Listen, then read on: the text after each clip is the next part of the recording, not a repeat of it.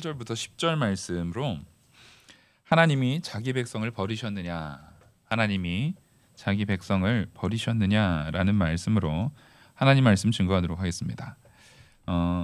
우리가 9장 10장은 앞에 8장까지 쭉 연결되어 왔고, 이제 7장이 전반부가 끝나고 8장 후반부가 시작되면서 이제 전적으로 하나님의 주권적인 부분을 9장 10장에서 한번 다시 확인시켜주는 그런 장이었습니다. 그래서 일종의 부록 같지만 사실상 그것이 전제되지 않으면 앞선 전반부의 내용도 이후에 나타날 후반부의 내용도 중심을 잃어버리는 일종의 무게추와 같은 역할을 했던 게 9장 10장의 내용이었던 것 같아요. 그래서 우리는 언제나 넘어집니다. 언제나 쓰러지는데 9장 10장에서 말씀했던 것처럼 오직 하나님의 주권, 하나님의 권위 아래 우리가 딱 놓여져 있다면 오뚜기의 무게추가 아주 이 제일 밑바닥에 무겁게 잘 무게추가 이게 달려 있을 때 아무리 쓰러뜨리려고 해도 쓰러지지 않는 것처럼 우리가 하나님께서 우리를 주권적으로 창조주요 구원주요 우리를 주장하시는 전능하신 하나님이라는 무게추를 우리의 인생 가운데 내 삶 가운데 바닥에 착 무겁게 좀 뒀으면 좋겠습니다. 이게 근간이 돼야 돼요. 그러니까 사실상 이 부분이 절대 흔들리지가 않으면 이단이 공격이 오군 아니면 혹은 세상적인 부분의 판단이 와도 그래 이 어려움도 하나님께서 결국엔 나를 승리케 하시기 위한 일종의 과정이다라고 우리가 받아들일 수 있는데 그것이 일단 무너져 버리게 되면 이게 뭐랄까 이 중심적인 부분이 낮은 자리에 있어야 되는 것 같아요. 만약에 오뚜기가 이 무게추가 머리로 올라와 있으면 어떻게 될까요? 한 번도 서 있지 못합니다. 항상 들어 누워 있을 거예요. 그럼 오뚜기가 아니겠죠. 근데 우리는 하나님께서 나를 택하신 그 은혜, 오직 하나님의 은혜고 나는 아무것도 아니다라는, 그러니까 나 자신을 가장 낮추는 그 모습부터 해서 나는 정말 아무것도 아닌 존재다라는 것을 핵심을 가지고 무게추를 낮게 뒀을 때 그때 우리는 하나님의 사랑을 발견하게 되는 거예요. 맞습니다. 우리는 아무것도 아니죠. 하나님께서 귀 있을 그릇과 천 있을 그릇을 얼마든지 선택하실 수 있는 하나님께서 우리를 볼 적에 과연 하나님, 창조주 하나님의 눈에 귀 있을 그릇으로 보이는 말 그대로 정말 귀하게 보일 법한 그릇은 엄밀히 따지면은 존재하지 않을 수도 있는데 그것보다 더 귀한 것은 하나님께서 그것을 귀히 보시겠다라는 게 중요한 겁니다. 하나님께서 우리를 귀하게 봐주신다는 겁니다. 그래서 우리를 귀하게 쓸 그릇으로 성별하셔서 귀하게 쓰려니까 그것이 더러우면 귀하게 못 쓰잖아요. 그것이 깨끗해야 됩니다. 그것을 깨끗함을 통해서 귀하게 쓰시려고 우리를 자꾸만 닦아내시는 거예요. 닦아내는 과정 가운데 물도 맞아야 되고 이제 세제도 뒤집어 쓰고 또 거품도 일어나고 수세미로 팍팍 긁히기도 해야 돼요. 그 과정을 통해서 하나님께서 우리에게 이렇게 말씀하신다라는 것을 깨달았으면 좋겠어요. 이렇게 깨끗이 닦아서 너를 귀히 쓸 것이다. 우리는 그 과정 속에 있습니다. 그리고 우리가 귀히 사용될 것은 이미 확증돼 있어요. 하나님께서 약속하셨기 때문에 절대 그 약속은 훼손되지 않습니다. 여기서 중요한 의문이 생긴 거예요.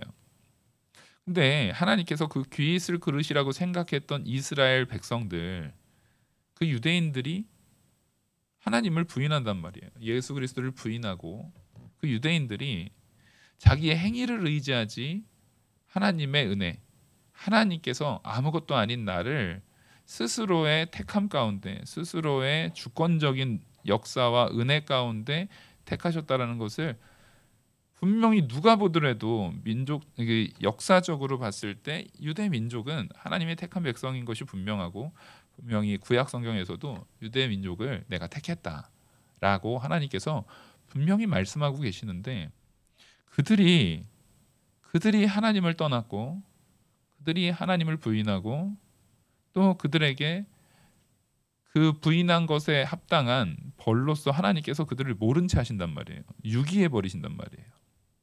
그걸 보면서 이런 질문이 나오는 겁니다. 그러면 하나님이 자기 백성을 버리셨느냐? 그래서 1절을 보시면 그러므로 내가 말하노니 하나님이 자기 백성을 버리셨느냐? 이 질문을 많은 사람들이 할 수 있다라는 겁니다. 많은 사람들이 할 수 있고 하나님이 그러면 자기 백성을 버려서 오히려 하나님 이 땅에 메시아로서 오신 삼일체 하나님이신 예수님을 죽이게 하고 그를 부인하게 하고 지금까지도 믿지 않는 대부분의 유대인들은 안 믿거든요. 이 당시에도 예수님을 믿는 유대인은 극소수였습니다. 민족적인 가치관에서 유대인은 아주 폐쇄적이었고 예수님을 절대 인정하지 않아요. 지금까지도 인정하지 않아요. 그럼 이것은 하나님께서 자기 백성을 택했다라고 말해놓고서 버리신 것이 아니냐라고 묻는 질문에 바울은 단호하게 말합니다. 그럴 수 없느니라. 하나님이 택한 백성에 대해서 하나님이 택했다면 그것을 하나님께서 절대 포기하거나 버리지 않는다라는 것을 다시 한번 확인합니다. 로마서에서 여러 번 확인하는데 왜 이렇게 여러 번 확인시키냐면 우리의 믿음이 그만큼 부족하기 때문에 그래요. 여기에서도 뭔가 이런 잘못이 있는 거 아니야? 여기서도 이런 잘못이 있는 거 아닌가? 라는 의문들을 자꾸 갖게 됩니다. 이게 사람의 특성인 것 같아요. 그때 결코 그럴 수 없느니라 라고 하면서 사도 바울은 몇 가지 사건에 대한 부분을 이제 설명을 하면서 이것을 이야기합니다. 보시면 나도 이스라엘인이요 아브라함의 씨에서 난 자요 베냐민 지파라. 자, 봐라, 나도 유대인이라는 겁니다. 너희들이 말하는 유대인 중에 유대인, 바리새인 중에 바리새인, 아브라함의 씨고 베냐민 지파고 그 중에서도 가말리엘 문화에서 잘 배운 유대인이라고 한다면 도대체 인정하지 않을 수 없는 유대인 중에 유대인이라는 거예요. 그것을 얘기하면서 자, 하나님께서 버리신 것이 정말 택한 백성이냐 아니면 민족적 가치냐. 여러분, 우리는 민족주의를 굉장히 조심해야 합니다. 우리가 민족주의에 빠져버리게 되면 이게 얼핏 보면 좋아 보이죠. 민족주의라는 것이 자기 민족을 사랑해야죠. 자기 민족을 사랑해야 되고 자기 민족을 위해서 헌신해야 하고 정말 그 나라에 충성하는 그 마음을 가져야 합니다. 근데 이제 민족주의에 빠지게 되면 성도는 사실상 큰 문제가 돼요. 왜냐하면 성경 말씀과 우리가 말하는 대한민국이라는 민족에 대한 가치관이 충돌될 때는 우리 어떻게 하겠냐는 거죠. 이 민족주의라는 것은 그 민족에 대한 가치관이라는 것은 항상 같지가 않아요. 항상 같지가 않습니다. 자, 그 유대인의 민족주의를 생각을 해보죠. 유대인의 민족주의라고 딱 얘기를 했을 때 유대인의 민족주의 안에서 처음 유대인의 민족주의의 근간이라고 말하는 아브라함을 항상 얘기하잖아요.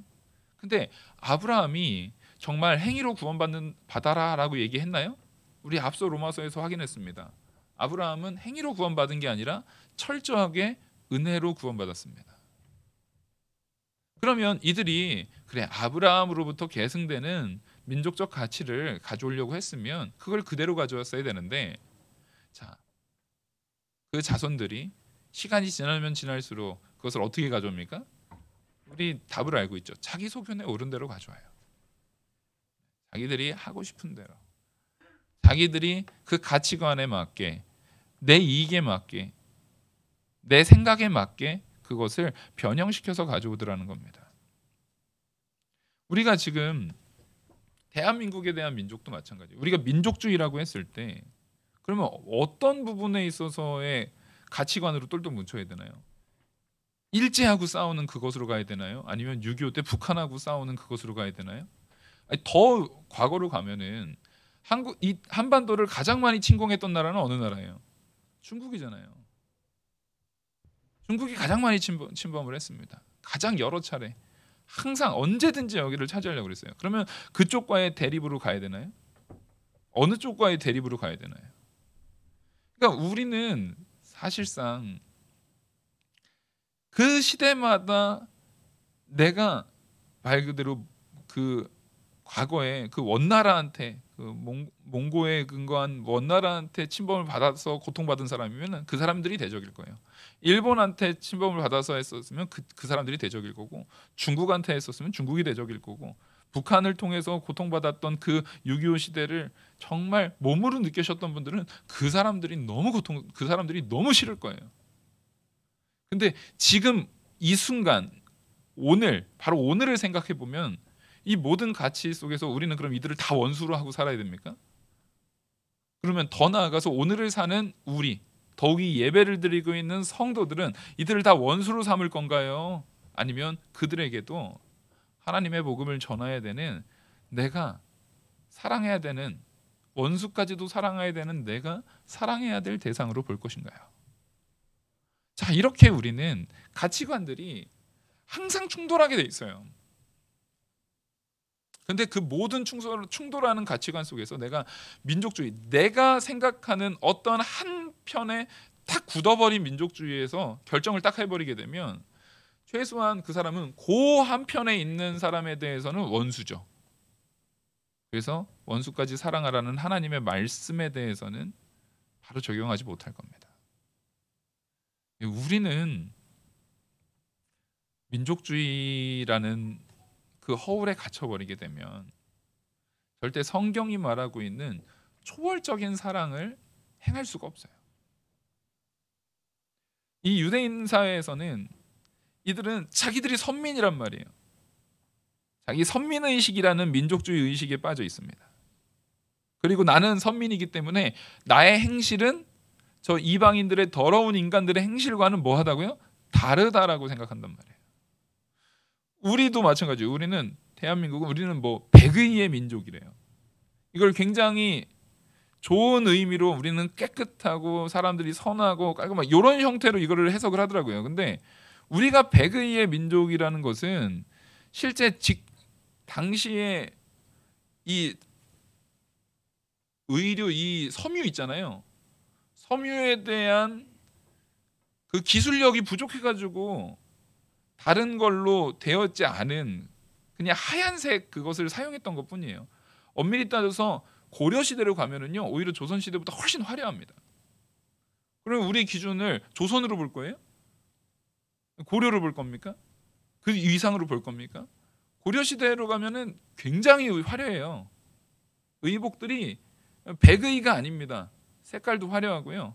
청자만 해도 고려 청자는 굉장히 화려하잖아요. 근데 고려 청자보다 조선으로 갔으니까 시간이 더 최근이니까 조선 시대는 더 발전됐나요? 아니, 우리 국사 배웠으면 다 알죠. 고려 청자의 화려함과 그 기술력과 그 엄청난, 고려 청자는 그 세라믹 기술 중에서도 정말 최고급의 세라믹 기술이거든요. 요즘도 그 색깔을, 그 빛깔을 만들어낼 수 있냐 없냐를 막 말할 정도로 엄청난 기술인데, 조선 시대로 가면은요, 그 기술력이 싹 사라져 버립니다. 그래서 조선 시대에 나오는 건 백자예요, 백자. 사실상 그냥 실용성 있게 빨리빨리 만들어내기 위한. 그러면 어느 게 더 나은 거예요? 요즘 거니까 조선이 나은 겁니까? 우리는 생각보다 사실 사람이 항상 더 나아진다라고 생각하지만 그렇진 않아요. 우리는 그런 존재들은 아니에요. 우리가 백의의 민족이라는 것도 오히려 기술력이 떨어져서 그냥 흰색 옷으로 그렇게 됐는지도 몰라요.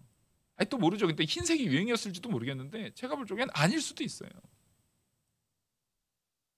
우리가 생각하고 있는 우리 민족의 장점이라고 말하는 것이 사실은 그냥 그 시대상에서 어쩔 수 없이 나타났던 현상일 수도 있어요. 그게 꼭 장점이 아닐 수도 있어요. 근데 그거를 딱 붙들고 우리는 백의 민족이니까 우리 외에 나머지 사람들, 외국인에 대해서, 여러분 생각보다 한국 사람들은요, 인종차별을 굉장히 심각하게 하는 사람들입니다. 우리나라 사람들이 착한가요? 저는 안산에 살았잖아요. 안산 공단에서 그 공단에 물론 전부는 아니겠지만 그 공단의 그 사장님들이나 그 기업 하는 공장을 운영하는 사람들이 그 외국인한테 어떻게 했는지를 저희 아버지가 마침 거기에서 막 식당 운영하고 그러셔갖고 잘 봤어요. 심각해요. 한국은 저도 외국에서 잠깐 어학연수하는 동안에 인종차별이라는 것을 당해봤거든요. 그 심각하더라고요. 몇 마디 안 했어요. 그 사람이 저한테 한 얘기는 그 시간을 전체를 다 통틀어봐야 채 한 2, 3분도 안 돼요.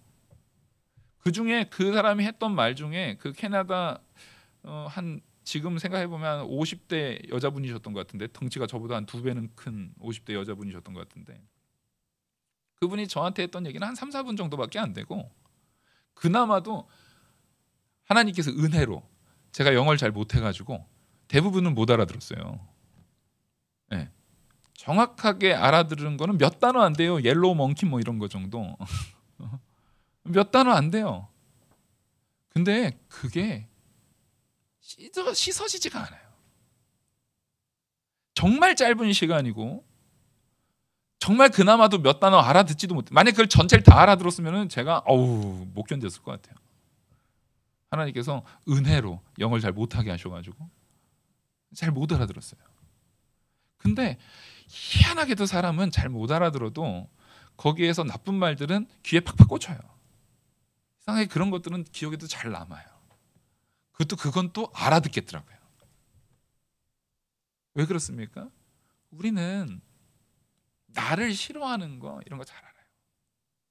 내가 불이익을 당하고 내가 유익을 얻지 못하는 거에 대해서는 아주 귀신같이 잘 압니다. 근데 그러고 나서 제가 그거에 대한 아주 고통을 가지고 한국에 딱 와서 이제 부모님 일도 도와드리느라고 잠깐 이렇게 하고 보면 외국 사람들 여기서 밥을 먹고 있는데 같은 공장에서 같이 일을 하고 있는 분들인데도 한국 사람들이 우리들이 저 뭐 말하면서 막 입에 담지 못할 욕들을 합니다. 사람 취급을 안 하고 그런 걸 봤을 때 나는 내가 그 당한 게 여전히 한국도 똑같구나. 우리가 어디 가서 뭐라고 할 내용이 아니에요. 오히려 더 심한 것 같았어요. 그 말들이 더 무례했고 더 폭력적이었습니다. 심각해요. 오죽했으면 그러니까 거기에서 알게 된 제가 친한 형과 통해서 알게 된 어떤 사람은 자기 나라로 돌아가면서 필리핀 사람이었나 그랬던 것 같은데 한국 사람이 자기네 나라로 여행 오면 자기가 반드시 죽여버릴 거라고 그러고 가더라고요. 그러니까 분노가 차서 이 나라에 분노가 차가지고 실제 그게 현실로 드러난 건지 그 동남아 여행 갔을 때 한국 사람이 모든 범죄의 대상이 되는 게 사실입니다. 여러분 이거 다 돌아와요 부메랑으로.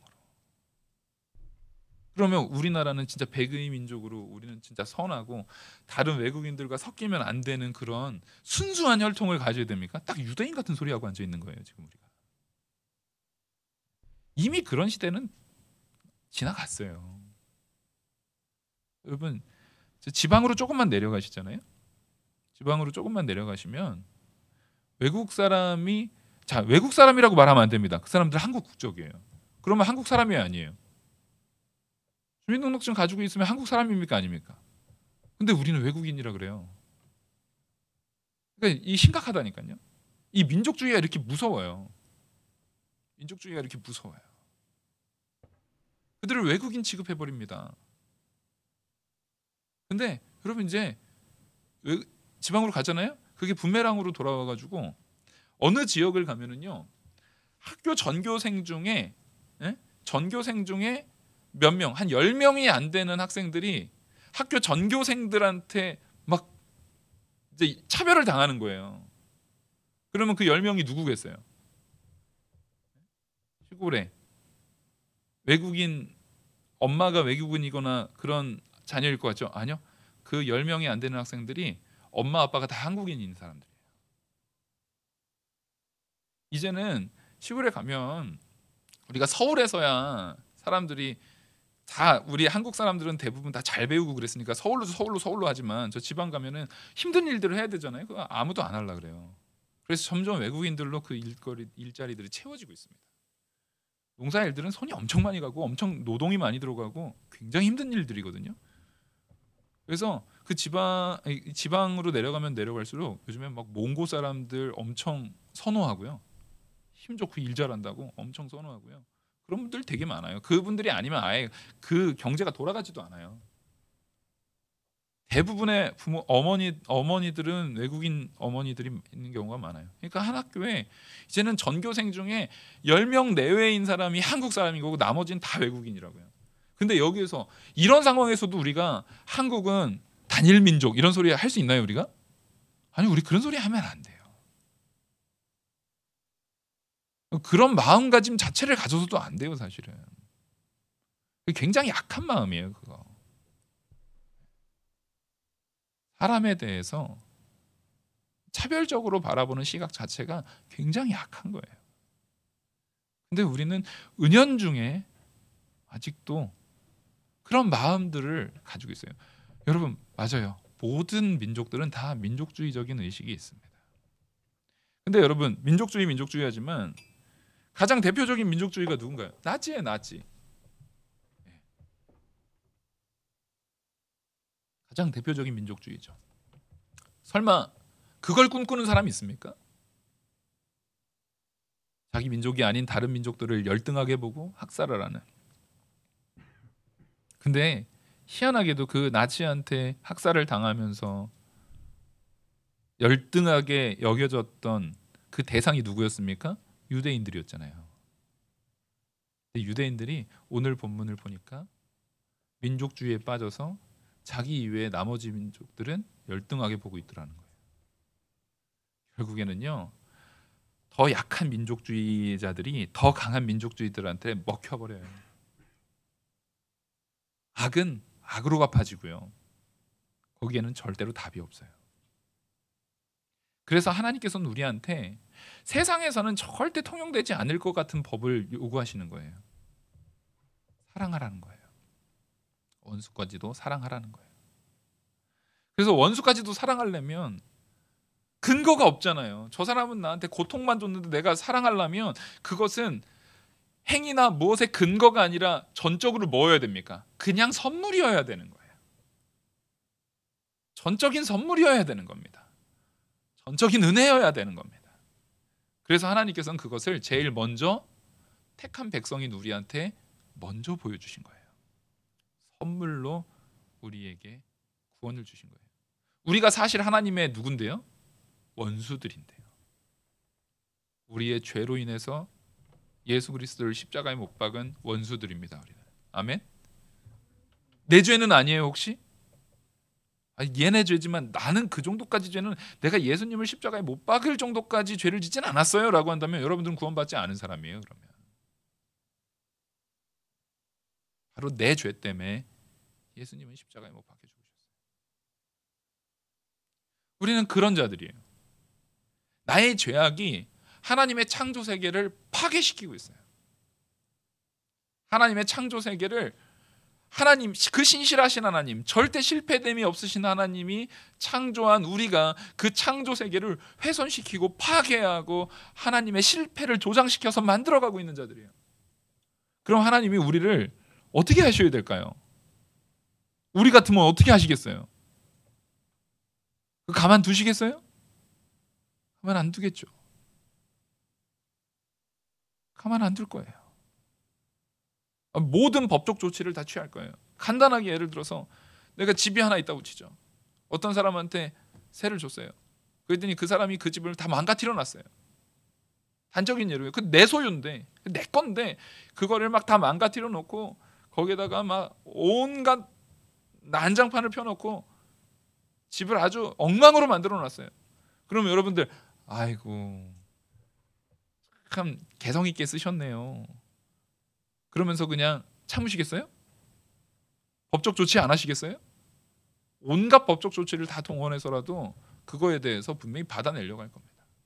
근데 하나님 앞에 우리가 딱 그랬거든요. 하나님의 창조 세계를 내게 아닌데 하나님께서 우리한테 생육하고 번성하며 다스리라고 우리한테 잠시 청지기로서 준 것뿐인데 그 청지기인 우리가 이것을 자기 것 마냥 자기 것인 것 마냥 망쳐놓고 있었단 말이에요. 근데도 하나님께서 우리를 용서하시고 긍휼히 여기시고 우리한테 온전히 은혜로 우리를 용서해 주셨단 말이에요. 그럼 우리가 그 받은 은혜 가지고 이제 나가야 되는 거예요. 받은 은혜 가지고 여러분 내가 좀 더 가진 거 있으면은요. 더 가진 걸로 나는 쟤네들이랑 달라 이렇게 생각하실 게 아니라 더 가진 거를 가지고 하나님께서 뭐라고 더 주셨는지를 생각해야 되는 게 성도라는 겁니다. 내가 더 받은 게 있으면 하나님께서 저라는 사람한테 말씀에 대해서 하나님께서 전할 수 있게 깨달을 수 있게 이게 분명히 더 주신 것 같아요. 그럼 더 받은 게 있으면 그 나눠야 돼요. 그 나눔을 위해서 더 효과적으로 잘 나누기 위해서 그것도 더 열심히 갈고 닦아야 돼요. 어떤 사람은 실제적으로 능력이 다 다르잖아요. 어떤 사람은 정말 금전적인 부분을 잘 버는 능력을 가진 사람이 있을 겁니다. 그러면 그거를 잘 사용하세요. 그리고 그것이 하나님으로부터 받은 선물인 줄 알고 활용하셔서 베푸셔야 합니다. 어떤 사람은 의술을 잘 펼칠 수 있는 사람들이 있어요. 남들보다 기가 막히게 사람을 고치고 진찰을 해내고 딱 통찰력이 있고 그리고 막 수술을 한다거나 이게 엄청난 스킬이 필요한 거잖아요. 아니면 이 사람이 어떻게 아픈지를 딱 통찰력 있게 딱 하는 거. 그런 능력이 있으면 그걸 가지고 또 사람을 살려내는 일을 해야 돼요. 기술 개발을 통해서 사람들을 살려내는 일이 있다면 요즘에 제가 제일 신기한 게 반도체 통해서 못하는 게 없어요. 의료로 진단도 한대요 요즘에. 최근에 얘기를 들었지만 반도체를 통해서 그 사람의 그 앞으로 이제 일어날 병들에 대한 부분을 미리 진단하고 체크하고 그걸 통해서 사람들이 미리 아플 수 있는 걸 미리 예방할 수 있는 그런 일들이 일어났대요. 그거 얼마나 중요한 일입니까? 그런 능력 있는 사람은요 그거 더 힘써서 더 개발하고 더 발전시켜 나가야죠. 전기차가 나와요. 전기차를 통해서 이제 좀 있으면 자동차 매연 때문에 고민하는 시대는 이제 코로나 때문에 마스크 쓰지만 이제 전기차로 싹 바뀌면 도심이 저기 지방보다 더 공기가 나쁘다라는 말은 쏙 들어갈 거예요. 그렇잖아요? 이런 게 다 하나님께서 그런 능력들을 우리한테 주셨단 말이에요. 그 주신 걸 가지고 어떻게 써야 됩니까? 이타적으로 써야 됩니다. 그러니까 공부도 열심히 해야 돼요. 성실해야 돼요. 자기가 가지고 있는 것을 개발하고 열심히 헌신해야 돼요. 근데 그 모든 것들은 어디에서 시작됐는지를 보셔야 됩니다. 하나님께서 우리를 사랑해서 원수인 우리를 사랑해서 먼저 은혜로 베풀어 주신 것을 내가 받았기 때문에 그것 또한 우리가 해내는 거예요. 안타깝게도 이 시대는 방금 말했던 그 모든 기술들이 이타적인 마음보다는 그게 뭐가 되니까 합니까? 그 기술들이 돈이 되니까 하는 거잖아요. 지금 방금 전기차 얘기했는데 마침 우리 현대자동차 다니시는 집사님 계시니까 그게 수익이 안 되면은 만드시나요? 회사에서? 그렇죠. 이게 현실이에요. 성도가 많아져야 된다라는 이유는 저는 이겁니다. 그게 수익이 돼서가 아니라 정말 하나님께 받은 그 사랑으로 나가는 자들이 돼야 돼요. 그런 사람이 100%일 필요도 없어요. 우리 사회에 그런 사람이 그냥 민족적으로 우리만 잘 되면 돼, 나만 잘 되면 돼, 내 가족만 잘 되면 돼, 이것도 아주 악한 민족주의예요. 우리 교회만 잘 되면 돼, 이것도 악한 민족주의예요. 우리 지역만 잘 되면 돼, 우리 나라만 잘 되면 돼, 범위만 점점 차이가 있는 것뿐이지 이것 다 악한 거예요. 정말로 성도면 저는 대한민국 안에 정말로 신실하게 하나님 말씀 가운데 철저하게 사랑을 베풀고 말씀대로 순종해 나가는, 모르겠어요. 제가 뭐 사회과학자는 아니니까 한 10%만 있으면 10%만 만약에 있다고 한다면 지금 한국 5천만에서 500만 정도만 그런 사람이라고 한다면 놀라운 변화가 있지 않을까요? 성도가 일단 10%가 제가 볼 적에는 안 되는 것 같아요. 옛날에는 뭐 1000만 이내 뭐네 뭐 20%네 그랬는데 제가 볼 적엔 진짜 하나님 앞에 바로 서 있는 참된 성도, 그러니까 삶의 내용까지 온전히 순종하는 성도 자체가 500만이 안 되는 것 같아요. 제가 볼 적에. 그나마도 있는 성도들이 철저하게 순종하지 않으니까 오히려 교회가 욕을 먹어요. 정말로 수익이 돼서가 아니라 철저하게 하나님 말씀 앞에 순종함을 통해서 그것으로 사회가 변화됐을 때 그 변화된 사회 속에서 오히려 유익을 누리는 그날이 이 땅에서는 절대 불가능할까요? 저는 가능할 수 있다고 생각합니다. 너무 이상적인지는 모르겠지만 적어도 그게 다른 데선 불가능하다 할지라도 교회에서는 이루어져야 된다고 생각해요. 그게 교회에서는 이루어져야 된다고 생각해요. 그걸 보여줘서 믿지 않는 사람들로 하여금 저기는 뭔가 다르다, 세상과는 다르다라고 하는 천국을 미리 보여줄 수 있는 천국 모델하우스의 역할을 우리가 좀 해야 되잖아요. 그러면 아파트 살려고 부동산 모델하우스는 그렇게 아주 그냥 빈번하게 우리가 열심히 찾아다니면서 교회가 천국 모델하우스의 역할을 얼마나 하고 있는지. 저런 데라면 저기 뭐 자이 이런 데 아파트만 들어가 살고 싶다 보고 그런 거 말고 저런 곳이라면, 저런 천국이라면, 내가 정말 저런 성도들이 함께하는 곳이라면 내가 가고 싶다라는 마음을 줄 수 있는 그런 모델하우스가 됐으면 좋겠어요. 그런 마음가짐을 좀 가졌으면 좋겠어요. 근데 그것을 딱 가로막는 가장 악한 게 뭐라는 거예요? 내 가족, 내 식구, 내 민족, 내 교회, 내 지역, 나로만 똘똘 묻혀있는 이 마음가짐들, 이런 것들이 그걸 막아버려요. 왜요? 나와 이해관계가 맞지 않는 사람은 남으로 규정해버리고 그들과는 사랑이 전혀 전제되지 않거든요. 하나님께서는 이 유대인들에게 뭘 얘기하는 겁니까? 자기 백성이 하나님을 계속 버리려고 해요. 자, 유대인들이 도대체 하나님을 왜 자꾸 이렇게 버리려고 해요? 내 가족, 내 민족에게 별로 유익이 안 되는 것 같아요. 그러니까 이게 얼마나, 이 민족주의라는 게 얼마나 악한 거냐면요, 내 민족의 이익에 하나님의 말씀의 뜻이 반하면 하나님의 말씀이라도 어떻게 한다고요? 버려버린다고요. 내 민족의 이익에 반해버리면은요, 말씀이라도 버려버린다고요. 나치가 그렇게 했잖아요. 공산주의가 그렇게 했잖아요. 공산주의 사상을 세워나가는데 기독교적인 유일신 하나님이 절대주권으로 사람을 하나님의 형상대로 창조했다라는 그 가치가 공산주의의 이 유물론의 가치에 반하면 이걸 버려버리는 거예요. 나치는 처음에 이 성경을 이용했다고요. 성경의 말씀을 가지고 이용하는데 딱 누구 소견에 오른 대로요? 자기들 소견에 오른 대로 자기네 이런 정책을 만들어내는데 필요한 내용만 쏙쏙 빼먹고 거기에서 그러지 말아야 되는, 절대 나그네를 잘 섬겨야 되고 이런 부분들은 싹 빼버려요. 그런 부분들은 싹 없애버려요. 분명히 신앙적으로 성경적으로 바라보면 하지 말아야 될 인체 실험 같은 거를 얼마든지 한단 말이에요. 유대인을 뭐라고요? 예수님을 십자가에 못 박은 악한 놈들이기 때문에 그들은 죽여도 돼. 그들은 사람이라고 보지 말고 그냥 짐승이라고 보면 돼. 말이 됩니까? 그럼 성경에서 말하는 원수까지도 사랑해야 된다라는 것은 싹 사라진 거예요. 우리는 결국에는 내가 내 중심으로 가게 되면 우리가 제일 버리고 싶은 존재는 누구라는 거예요? 사실은 여러분, 하나님을 버리고 싶어요. 왜냐하면 하나님이 내 위에서 나를 주장하는 존재거든요. 나를 통치하는 존재거든요. 그게 싫은 거예요. 아담이 선악과를 먹은 이유입니다.